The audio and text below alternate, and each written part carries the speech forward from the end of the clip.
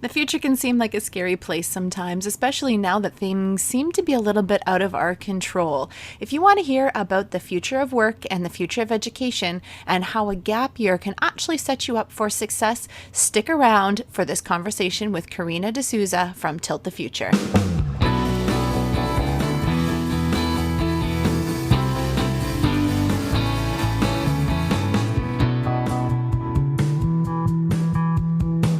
Welcome to the Gap Year Podcast, where we explore the who, what, where, when, and why of gap years.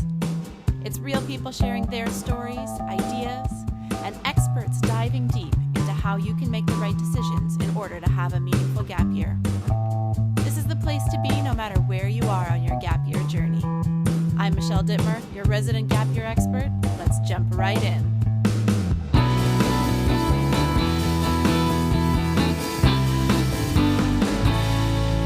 Hello there, and welcome to the Gap Year Podcast. My name's Michelle Dittmer, and I'm your host and Gap Year expert. Today on the podcast, you can probably tell my voice isn't quite back to normal, so I will just push through anyways because I want to keep providing you guys with some great conversations. And today is no exception. I have a dear friend, a fellow podcast host, and a brilliant mind here to share with you today. So I'm going to welcome Karena DeSouza. She is host of the podcast Tilt the Future, and her mind is always looking at trends and the way that the future is going to be different than our current state. So she has been busily thinking, busily observing all of the different information that's coming our way as we work our way through COVID-19 and into this world of a new normal. So Karena, thanks for joining me on the podcast today. Thank you. Such a pleasure to be here. Thank you for the invitation. And I'd love for you just to give us a little bit of a background on who you are and why are you so passionate about the work that you do? I am a global citizen. I think that might be one reason I'm so passionate about what I do. I grew up in Africa, in Uganda, and was a refugee from there at a young age. Lived in India, I grew up and studied in the UK, and then ended up working on Wall Street for much of my professional life before I moved to Canada, where I continued a whole different career and continued raising my family. So one of the reasons I love what I do is because, maybe I should say what I do. What I do is I'm a strategist and a futurist. I look to the future, 5 to 10 years in the future, always looking for signs and signals about what might be coming up. And I think one of the reasons I'm so passionate about it is because I've watched how often life doesn't show up the way I was planning for it to do so. And yet we're able to survive, yet we are able to flourish in many cases. And I think that gives me a lot of hope. So I don't know if that's the answer you're looking for, but I'm just always very excited to see what the future may hold and what possibility there is. And to teach other people that that's possible. I think that's so interesting. And like, this is not looking into a crystal ball to see what the future is going to hold. This is actually observing the trends and all of the different signs, as you say, about what you're seeing. And in a previous conversation, you talked about the COVID-19 pandemic really being a catalyst or an accelerant for a lot of the things that you have been talking about for years. Maybe can you talk about some of the trends that you have been talking about for years that might be coming a little bit sooner than you originally thought? Sure. Maybe I'll give you a tiny bit of history in that. So my background in the US was actually on Wall Street. I was in the technology department of a major Wall Street organization. And in that role, I ended up helping out with strategy. And that was my introduction. I went from being this very logic-minded programmer to being invited into this world of possibility and introduced to this concept called scenario planning. And in scenario planning, you're not forecasting. So if you get a chance to visit my website, you'll see something called a futurecasting workshop. And future casting is different from forecasting because it's not a predicted future.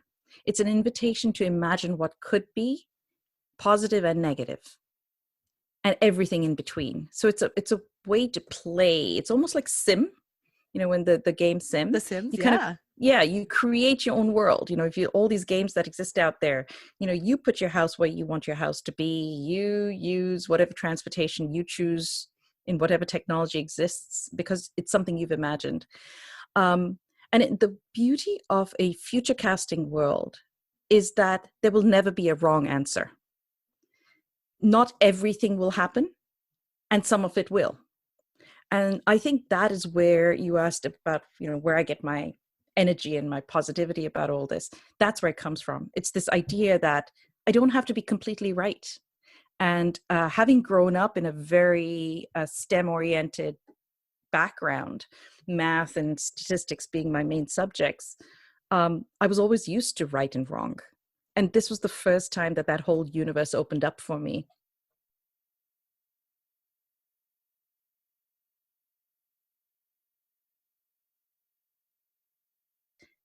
The world that had existed between 2005, I know this is dating me, but 2005 and 2013 was completely different, especially from technology.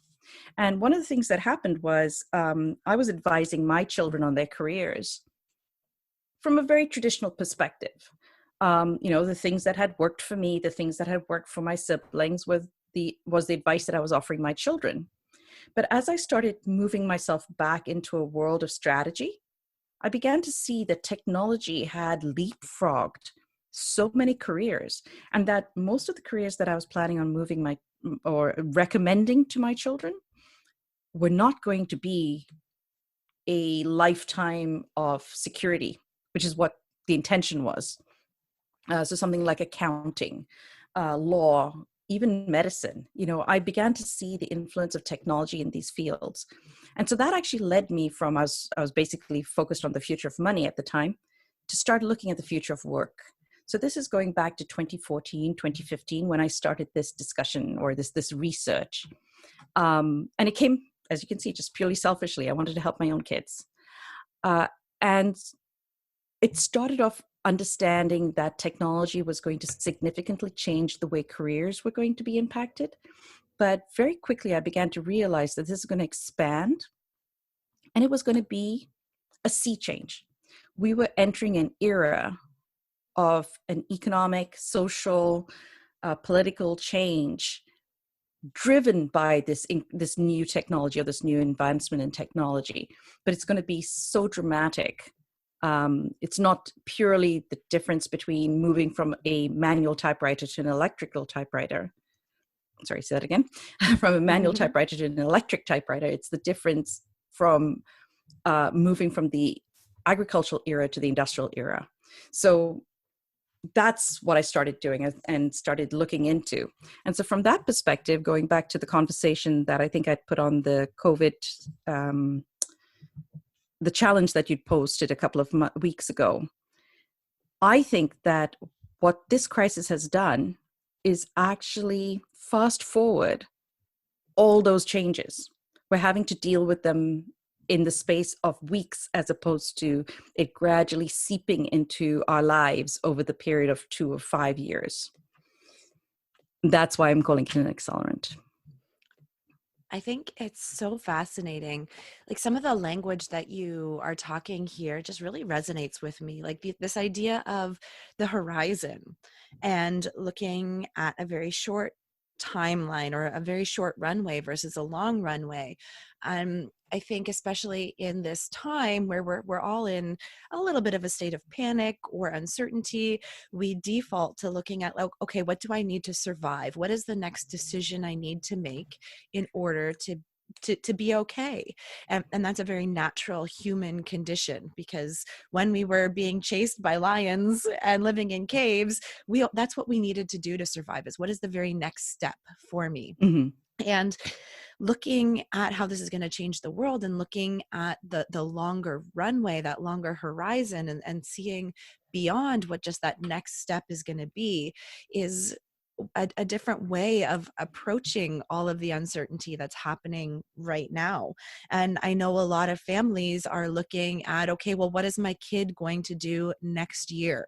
What is the end of this school year going to look like? What is September going to look like? And that's about as far as we can look into the future when we're in that headspace of panicking or decision making. And sometimes it can be healthy to take that longer look.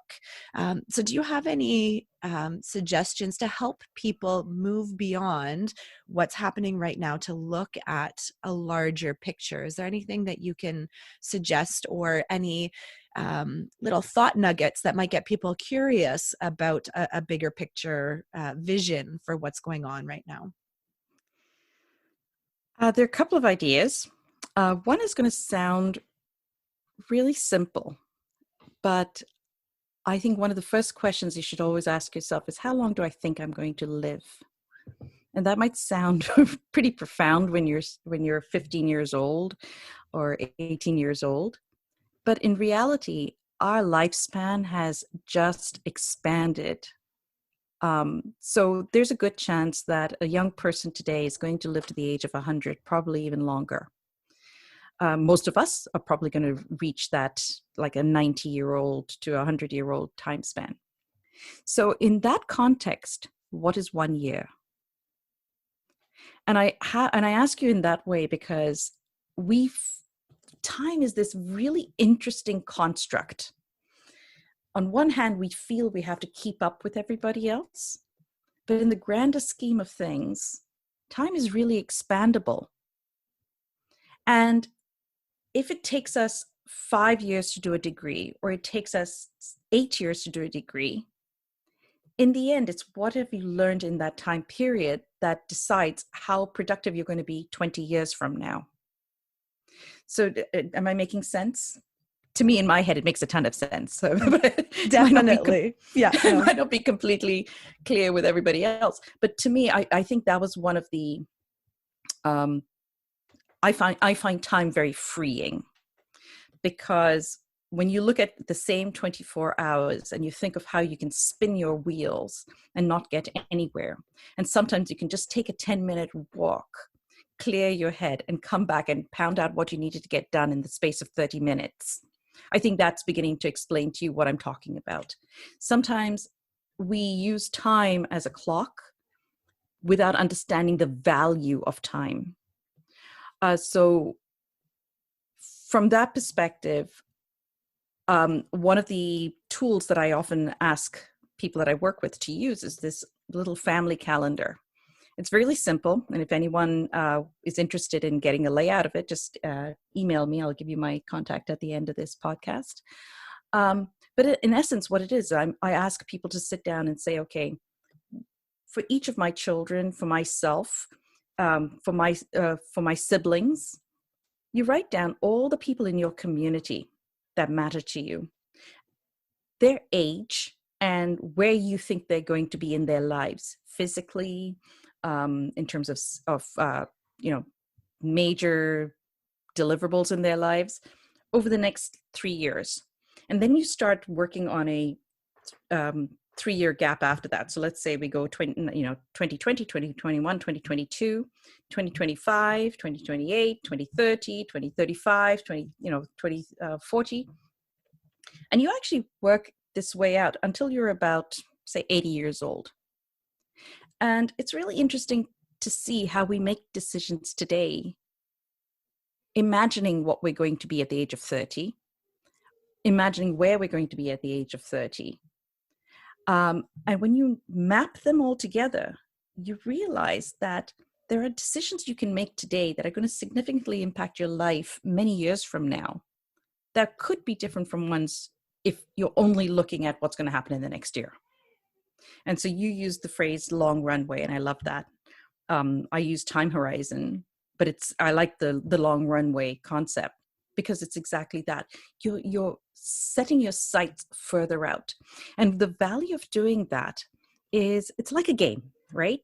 In a game, if you're looking at a board or you're looking at your screen and you can only see what's in front of you right now, you probably have 2 or 3 choices. But if you pull back, if you can zoom back out and you can look at the bigger picture, suddenly you realize maybe you could do a U-turn, maybe you can scale a wall, maybe you could knock down a wall and somehow get to the other point in a different way.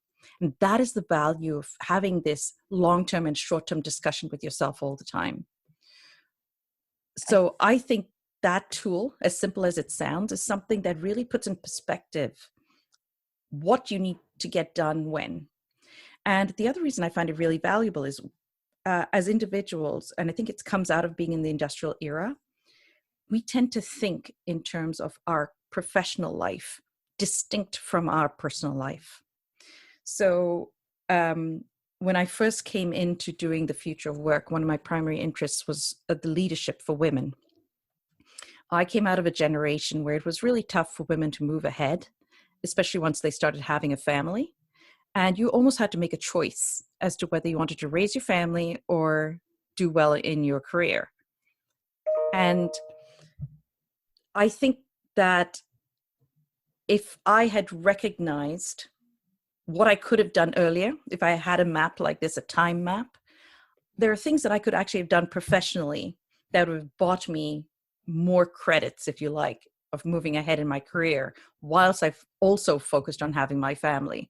So, and now we're seeing that conversation across both genders. So it's no longer a purely a women's leadership conversation. It's how do I blend? How do I have a productive life that is not purely work, not purely play, but how does it become a productive life that is a life balance where I'm able to raise a responsible and engaging next generation, as well as enjoying what I've invested all these years in studying so that I can actually have a career that I'm thrilling to do. I love those two tools. Those are fantastic. And I even just sitting here myself as a fully grown mom, thinking about looking at my life that way, I can see even just sitting here in the last couple of minutes, some of those key ways that my brain is thinking about my path very differently. And so I'm going to take that home and I'm going to do that for my homework from this. And I'm sure others might be reaching out to get that tool from you as well. It was really funny. The one time I remember sitting down, it was a young lady who wanted to be an author, and she and her mother came to have a conversation with me, and they did the tool. And I give each person the timeline to fill in individually, so they don't do it together. And so the young lady, I think she was 17 or so, she was just finishing school, and she wanted to, interestingly enough, she was debating whether she should take a gap year, maybe take a different route through education. And that was a conversation we were having.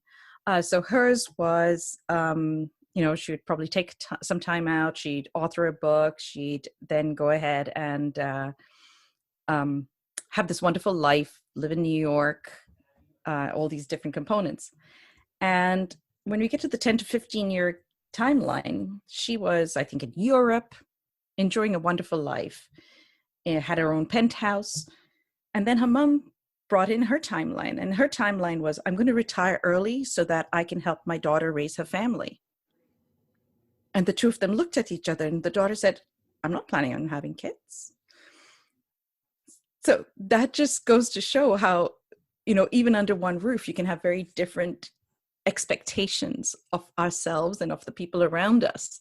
And I think those are very healthy discussions to have. And it's interesting, in this moment in COVID, we actually have the time to have those kinds of discussions. So these tiny tools, as simple and as nondescript as they look when you receive them, can actually be a trigger for some very deep and interesting conversations. I love that mom had an opportunity to realize what she was foreseeing for her daughter, and that wasn't necessarily aligned with where her daughter wanted to go in life. Sometimes we have those assumptions, or we have expectations, even similar to your story at the beginning, what you thought would look like success for your kids. Turned out that maybe that's not the place where the world is saying success is going to be. Right. So So looking at the shifts that we're seeing because of this pandemic that we're in, what are the opportunities for young people? And how can they take advantage of this new normal that everybody's calling it? How can they really, as innovators, as young people with brains that think differently than old curmudgeonly adults, Mhm. how can they actually seize the opportunities that are before them? I think both you and I are big fans of Ilona Doherty. I love the Hmm. way she describes how a young mind is at the height of its creativity and its ability to question the status quo. And I think this is absolutely the right moment for that. Um, I'm actually going to bring you two or three different other phrases, and you probably have come across them in different people's writings. But I think one of the interesting moments in time that we have right now, first of all, I call it a pocket in time. It really is like that hiccup. Um, you've kind of got this little blip that you'll see many, many years from now, and it'll be all the space of like 3 to 6 months. And in the grand scheme of things, you'll be like, oh, I wonder what that was. And people will be able to go back and go, oh, yeah, that was when the whole world shut down. Um, but because there are so many of us at this particular point of time together, I know there's this discussion of the next normal, which I've been pushing, but I think we also got to think of, sorry, the new normal is what we've all been pushing, but I think we've got to think about the next normal. I think we've got to understand that we're going to phase this whole system through. And like anything in life, it's really about a transition.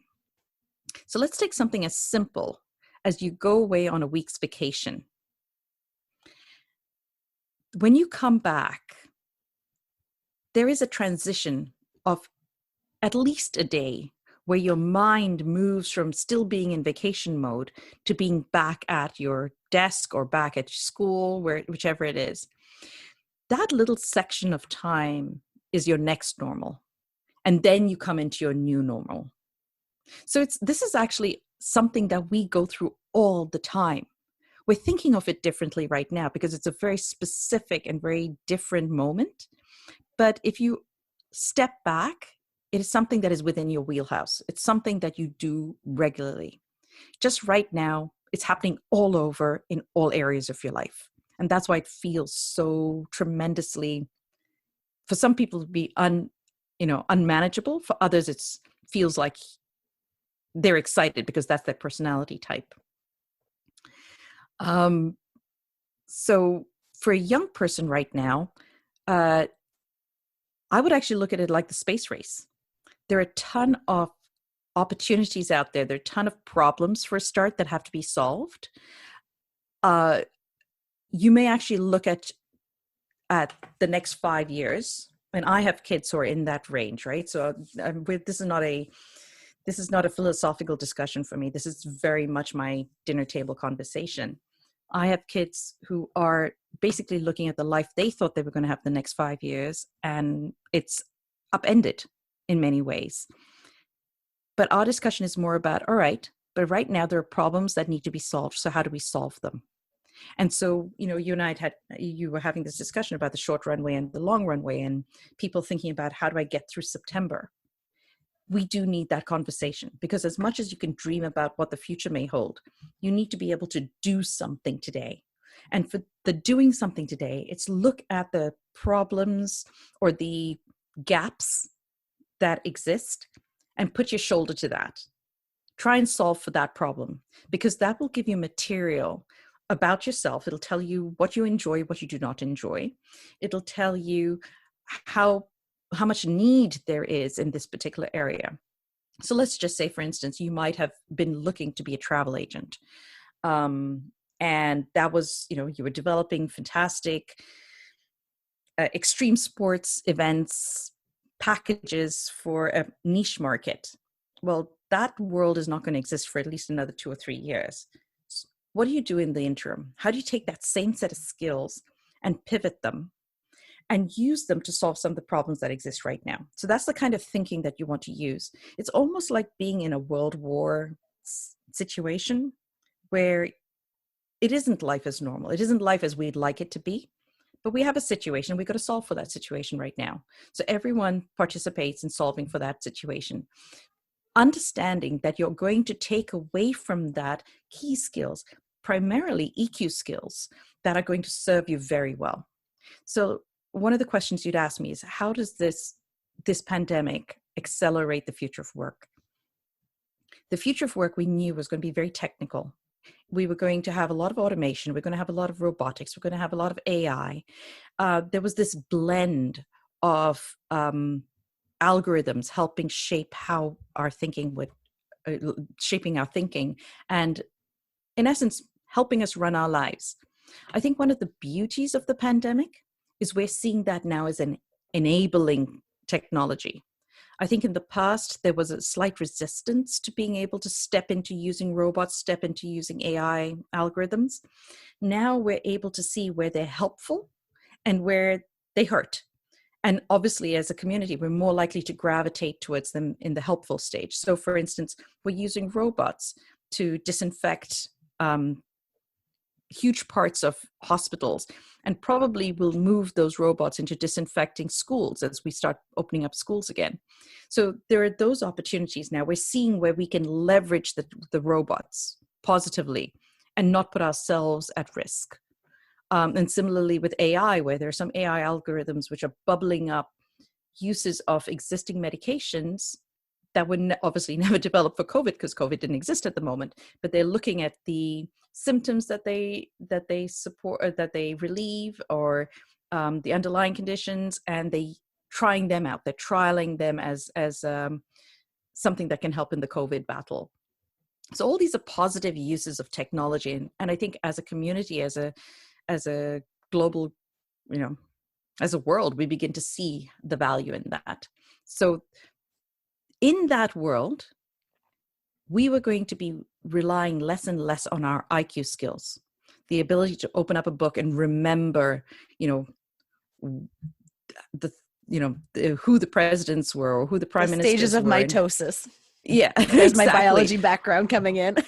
all the things that you can now Google, we don't need to, because Google exists, and if we know what question to ask, we have access to the information.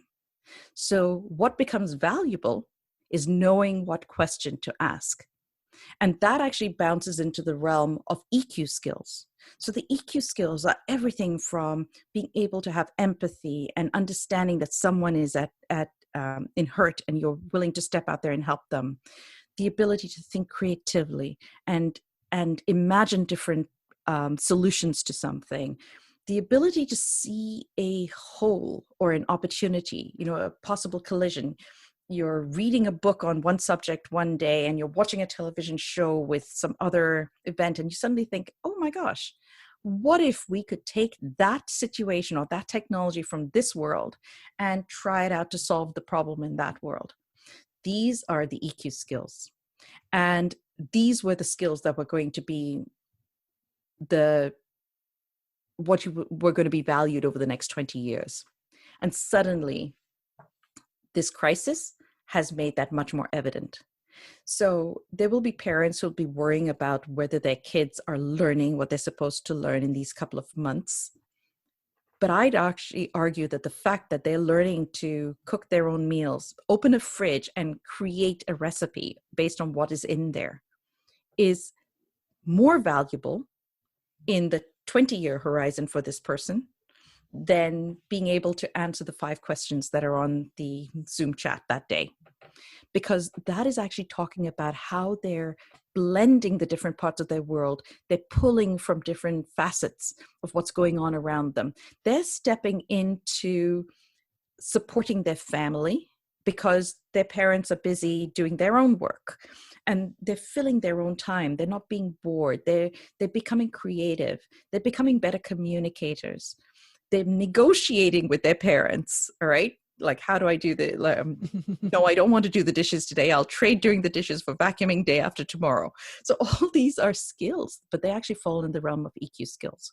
So that is a blessing that we're actually getting out of COVID, is a huge group of students, young people, are now going to be gifted the opportunity to develop these EQ skills, something that might have taken a lot more years and a lot of other crafted situations.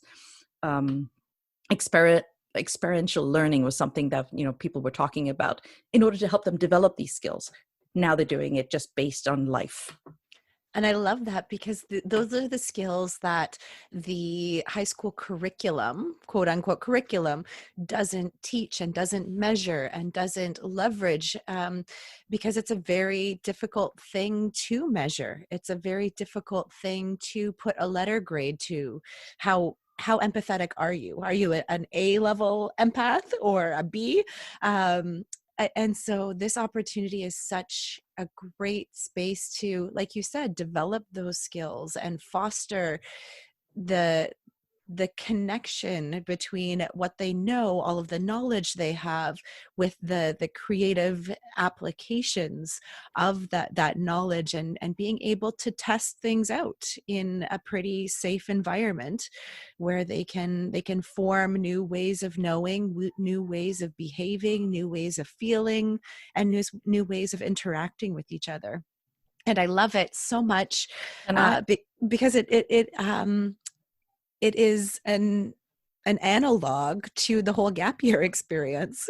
Those are the skills that we develop on a gap year by giving them the freedom of stepping away from a formal curriculum and giving them Absolutely. the time and space to develop in that way. Yep. And we think of these things as having come at us right now, but I was preparing for this podcast, I was thinking back to a webinar that I'd listened to. I think it was 2018, and I follow the Said School of Business, which is in Oxford School of Business. They have a scenario planning group there, and this particular webinar highlighted 3 or 4 different organizations that had used the Said School of Business to help scenario plan for their futures. One of them was Rolls-Royce.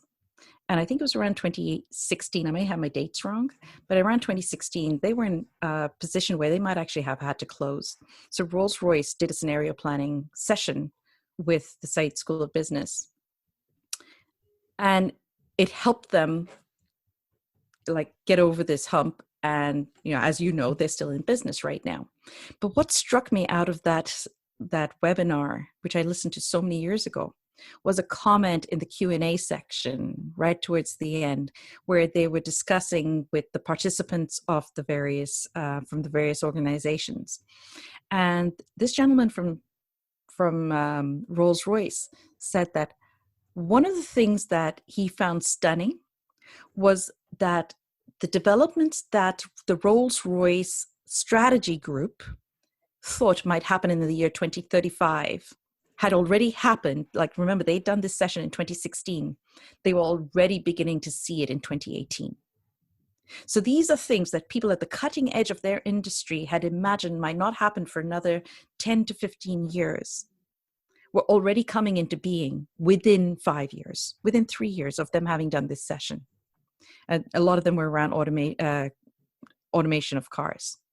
So that goes to show you that even though we have an imagination of something that might happen, a lot of it was already in play.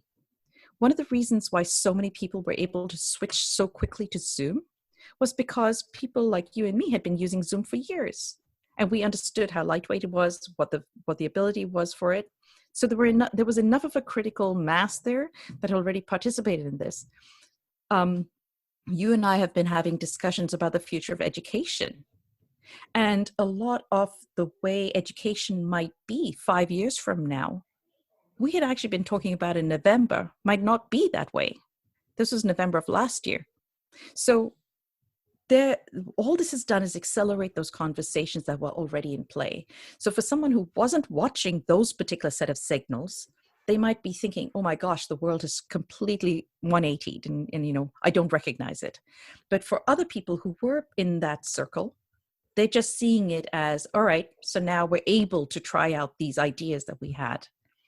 Does that make sense? Yeah, and it brings this conversation full circle to really going back to all of these signals that exist out there. And it's can feel overwhelming with all of these changes in the near and in the distant future that we're going to see.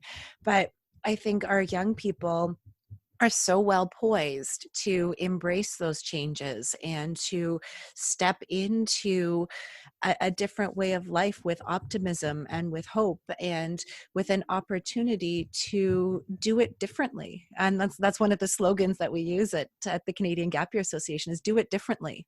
You're still doing it, but you're just doing it differently than you have in the past or differently than other people are doing it. And that's okay because you're still doing it. So Yes. And I think one of the blessings for them is that in the past, if they had an idea that they might want to challenge the status quo, they probably had to fight a whole bunch of people. Right now, there are no rules. This has been the state for a couple of years, but in this moment in particular, all bets are off, right? There is no map for what's going to happen over the next couple of years. But right now, we're all explorers. We each have a compass. So set your ideas. You still have an idea of what you want to be, the kind of person you want to be, the who, not the what, but the who. If you want to be a person who cares, if you want to be a person who explores, if you want to be a person who develops, this is the who you are. And you can find many ways to deliver on that promise for yourself. So that is, I think, one of the great things right now is that you don't have to fight any system. You're in the driver's seat and you can help create the system that the others are going to have to live by, the next 4 generations or so. Faster than we think. So you guys are sitting you're sitting in the driver's seat. It's fantastic. I'm jealous. okay. I have goosebumps from all of that talk of the hopeful outlook that we have for our future. And education plays a huge role in that, especially in the lives of our young people. And education is going to change fundamentally in the next little bit from the content that we're going to see. Like if you were to go this year into Psych 101, they'll have their content from last year, but even over the course of the last 2 months where the whole world has shut down, we have learned so much about the way that humans behave and interact and the things that we need, that even the content in higher education is going to shift and change. So I'm wondering what thoughts you have on the future of education, even in the next 2, 3, 4, 5 years. Yes, this, I think, a conversation you and I have shared over many conferences and coffees. I always felt like obviously education is a key part to making a dramatic era change. And I felt like that was going to be the aircraft carrier, the biggest ship, the one that would take the longest to turn. And I have been stunned over the past year in how education has moved. A lot of higher education, like universities and colleges, have begun to debate how they would engage with their future students. And I wouldn't be surprised over the next couple of years if we didn't see a huge switch from the traditional 4-year degree to a new blend, something that had shorter degrees. I've heard of time-stamped degrees, like, I graduated programming in the year 2023, and that kind of date stamps for you what value or what content you might have covered, because technology is moving so quickly and learning is going to be lifelong. And so we're beginning to see a combination of possibility of combination of shorter degrees and micro-credentialing. Why is this important for someone who might be considering a gap year or someone who should consider a gap year? Is I think in the next 5 years, the way degrees and the way we consider education is going to change significantly.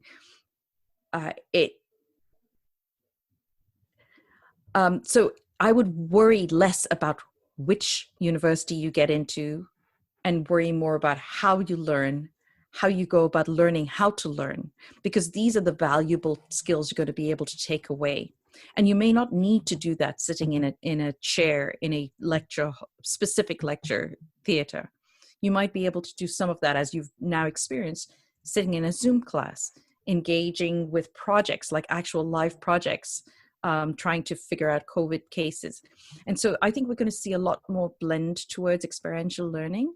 And so if you are actually, I have always, by the way, advised my kids to take gap years.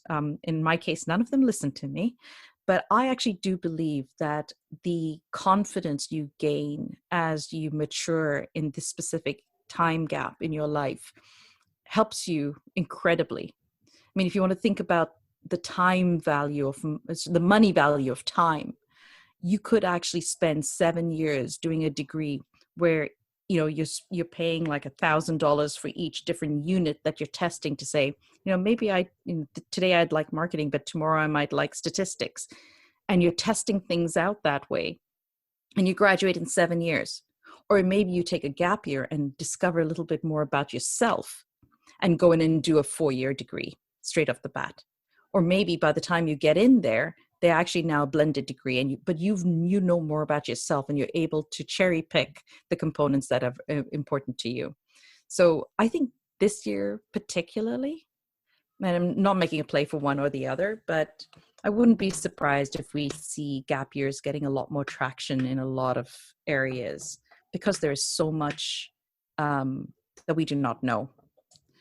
But learning shouldn't stop. Yeah, 100%. The gap, yeah. And I think I am also of the mindset, being in the space of a lot of education conversations, that the micro-credentialing is going to be such a huge piece where people are going to be able to step in and give you recognition for the various skills that you have and the various learning that you're able to do. That doesn't necessarily take you 4 years to get there. And we've built that into our gap year certification, where you actually earn different badges and different credentials for the skills that you develop over the course of your year, because that's the way that education is going. Employers want to know that you have communication skills. Saying that you have a 4-year degree doesn't necessarily speak to the level at which you have those communication skills or the self-awareness that you have. And so that's one of the central reasons why we've come about with this gap year certification, is to provide you with that external validation. Somebody saying, yes, I've worked with this person, and yes, they have these particular skills that employers are looking for, and that universities and colleges will be looking for validation of in the future. So it's a really exciting time for gap years. It's an exciting time for education, and for our young people, it's such this is going to be life defining for them in the way that it's going to change the world that we live in. And there are so many opportunities before us, and taking some time to gain the confidence to step into those opportunities is going to pay dividends in the long run. Yes, I agree.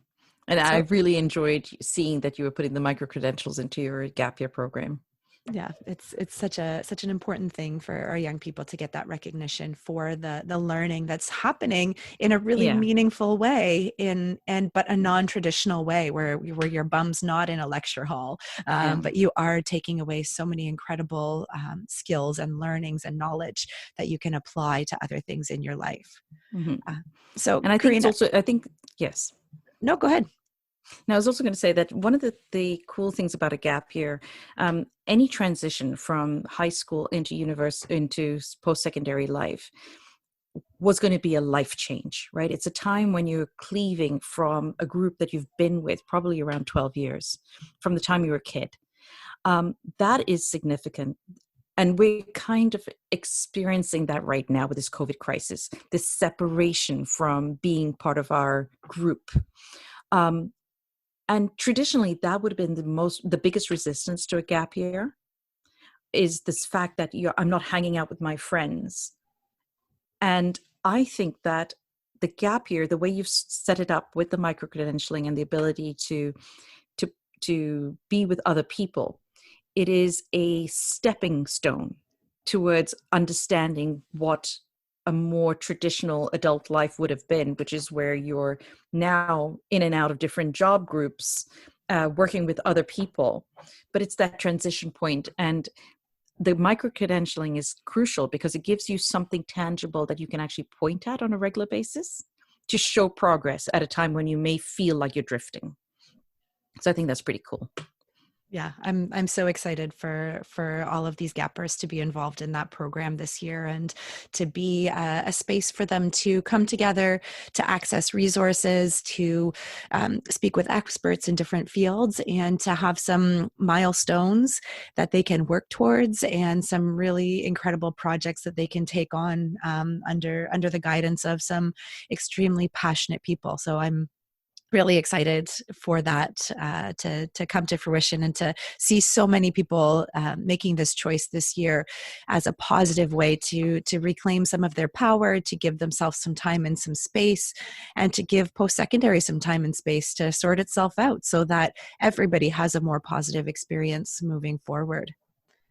So Karena, thank you so much for joining me on the podcast today. Your knowledge and expertise is so needed in today's uncertainty, and the optimism with which we can look to the future is so exciting to hear from somebody who studies this, that we are all in this together, and there is so much potential for ourselves and for our young people moving forward. So thanks for joining me. Thank you. Really enjoyed the discussion. Now, if folks wanted to follow up along with you, where is the best place for them to do that? Well, I have a website and a podcast, as you mentioned at the beginning. My podcast is called Tilt the Future. And that's because even though we're looking further out, we can actually make small incremental decisions daily that tilt us towards the future we want to live in. So it's TILT as the word. So my website is tiltthefuture.com. And you can either find me on Instagram at Tilt the Future, on Facebook, I've got a page, Tilt the Future, and on LinkedIn as Karena DeSouza. So any of those will help you find me. Also Twitter, Tilt the Future. So I should be available on most platforms. And I look forward to engaging with anyone out there who would like to hear more about this. I do futurecasting workshops, but right now I'm focused primarily on getting the podcasts out and engaging people and thinking positively about what can come next, because I think the world's our oyster. This is a fantastic moment in time. Yeah, what a time to be alive. And Absolutely. we will link to all of those profiles in the show notes for folks who want to find you and to tap into your expertise. So until next time, keep on adventuring.